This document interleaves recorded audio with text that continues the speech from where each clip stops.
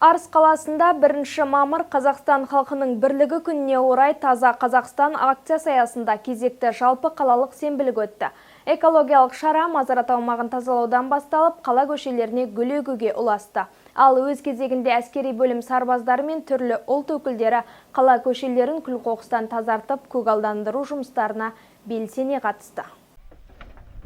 Арыс қаласындағы тазалық жұмыстары стадион тұрғын ауданындағы Мазарат маңынан басталды. Қала имамдары қорым аумағын қоқыстан тазартып, арам шөптерден арылтып, өз үлестерін қосты.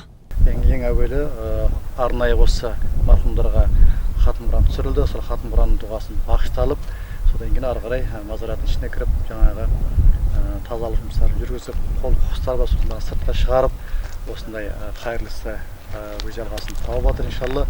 Алла сауаптын жазған болсын, өтіп кеткен марқұмдарымызға Алла рахмет қылған болсын. Негізі әр жыл сайын өткенге құрмет, елге міндет деген аясы ғой енді. Сондықтан көпшілікке, жамағатқа Алла разы болсын. Еліміз, жұртымыз тыныш болсын, амандық болсын. Әрдайым осы тазалыққа мән берейік. Пайғамбар хадисі бар. Тазалық иманның жартысы деген.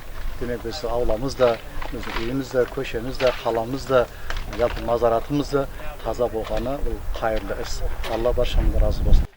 Дін қызметкерлерінің бұл әрекеті қала тұрғындарына өнеге болары сөзсіз. Осы тұрғыда зират басындағы тазалық жұмыстарын қадағалап жүрген орталық Мазараттың шырақшысы тазалық мәселесіне аса мұқиятпен қарауға шақырды. Себебі тазалық иманның шартысы. Дүниеден өткен туған туысқандарымыздың басын жылына бір рет тазалап, айналасын реттеп қойсақ, өтініш сіздерге мынау басына қойып жатқан тастарды, әкелген мусор, цемент барлығын тастап кетеді. Баклашкасы бар, соның барлығын өзімен бірге алып кетіп, болмаса мынау шыға жерге мусорный ящик қойғанбыз мына. Сол қоқыс орнына әкеліп тастасаңыздар, өтініш сіздерге. Әрмен қарай сенбілік қаланың көркіне көрік қосатын игі істермен жалғасты. Бұл тұрғыда Қазақ Реал строй мекемесінің ұжымы қала орталығына 3000 түп алуан түрлі түсті гүл отырғызды. Мына гүлдерді кеше біз Сарыағаш қаласында питон алып келгенбіз. Қаланы көгалдандыруға гүлдердің сорттары шафран, петуния, маринетка деген гүлдер бар. Қаланың көркін береді. Бұдан басқа Ергөбек пен Тәжібай көшесінің бұрышындағы, Майрақожа Ергөбек көшесінің бұрышындағы, сосын орталық алаңда айналдыра осындай гүлдер егілді кеше. Осы жұмыстар әрі қарай жалғасып жатыр. Бұл тек тазалық қана емес, Арысты көркейтуге бағытталған үлкен қадам. Қала тазалығына әскери бөлім сарбаздары мен түрлі ұлт өкілдері де белсене қатысты.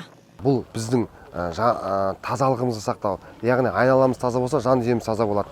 Осы мәселеге байланысты біздің әскерилеріміз жалпы өздерінің күш жігерін осы әскери бөлімнің сырт территориясындағы аумақтардағы тазалық жұмыстарын қарқынды жүргізуде.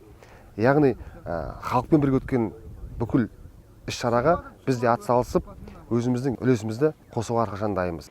Өз кезегінде олар өздеріне бекітілген аумақтарда ағаш түптерін әктеп, арам шөптерді орып, көше бойын күл-қоқыстан тазартты. Таза Қазақстан аясында бүгін диаспора Иран этно-мәдени орталығының диаспорасымен бірге бәріміз сенбілікте жұмыс жасап жатырмыз.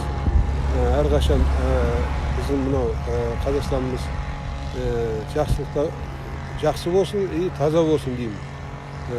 Еліміз тыныш, жұртымыз аман болсын, бәріміз жақсылықта кездесе берейік. Я, как представитель русской диаспоры города Арыс, вышла тоже на этот субботник. Наше государство, Казахстан, многонациональная страна, поэтому мы все вышли, еще раз хочу повториться, мы вышли на субботник, посвященный вот именно дружбе народов. Сонымен қатар мемлекеттік мекемелер, кәсіпорындар, мәслихат депутаттары, мемлекеттік қызметкерлері мен темір жол саласының қызметкерлері де бұл шарадан шет қалмады. Осында Арыс халқының адамдары біздер осындай ай сайын, апта сайын осындай сенбілікке шығып, осындай тазалықта болуыңызды қалаймыз. Таза Қазақстан деп сенбілік бастап жатырмыз. Осы Арыс тұрғындары, ол тазалық өзімізге жақсы. Сенбілік барысын қала әкімі Қайсар Маңқараев өзі бақылап тазалыққа атсалысқан ұжымдар мен тұрғындарға алғысын білдірді. Ол алдағы уақытта бұқаралық тазалық акцияларына тұрғындарды кеңінен тарту қажеттігін айтып, туған жерге жанашырлықпен қарап ортақ жауапкершілікті арттыруға шақырды. Арыс қаласында Таза Қазақстан акциясы аясындағы экологиялық бастамалар бұдан әрі де жалғасып, санитарлық тазалық пен қоршаған ортаны қорғау шаралары жүйелі түрде іске асырыла бермек. Жұмайым Абызбайдын Мұхаммед Али, Әділ, Арт ТВ жаңалықтары.